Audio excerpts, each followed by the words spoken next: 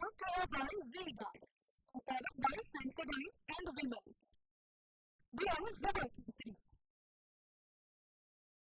કરવામાં આવી છે ત્યારે એ જોવું ખૂબ જરૂરી છે કે આગામી દિવસોમાં એટલે આવતીકાલથી જ ક્યાં ક્યાં વરસાદ વરસશે। જો આપ આ જિલ્લાઓમાં રહેતા હો તો આ સમાચાર આપે ધ્યાનથી જોવા જોઈએ। 22મી તારીખે એટલે કે આવતીકાલે સૌરાષ્ટ્ર રિજનમાં વરસાદની આગાહી છે, જેમાં જૂનાગઢ, અમરેલી, ભાવનગર આ 3 જગ્યાએ, એ સિવાય પણ અન્ય જે જિલ્લાઓ છે તેમાં ગીર સોમનાથ, અને મહત્વની વાત છે કે ઉત્તર ગુજરાતમાં વરસાદ જોવા મળશે। કેસરિયાથી મન જોગી થયું રે, દિલ ઝૂમે જુઓ મત મસ્ત થયું રે, કેસરિયાથી મન જોગી થયું રે। हर पल मनाओ केसरी त्योहार। विमल, बोलो जुबान केसरी।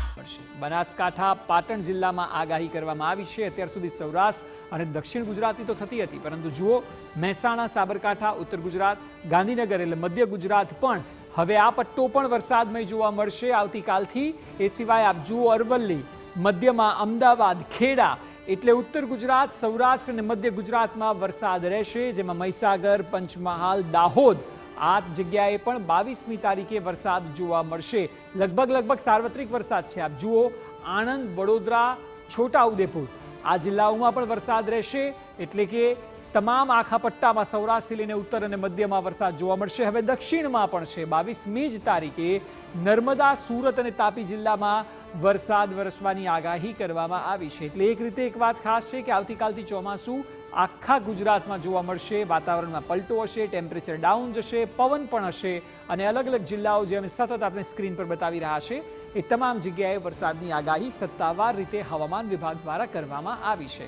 આપ જુઓ દમણ, દાદરા નગર હવેલીનો પણ સમાવેશ થાય છે કે જ્યાં વરસાદ જોવા મળશે।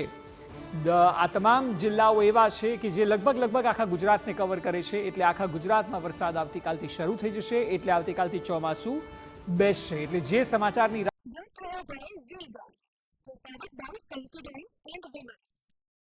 We are Zebra.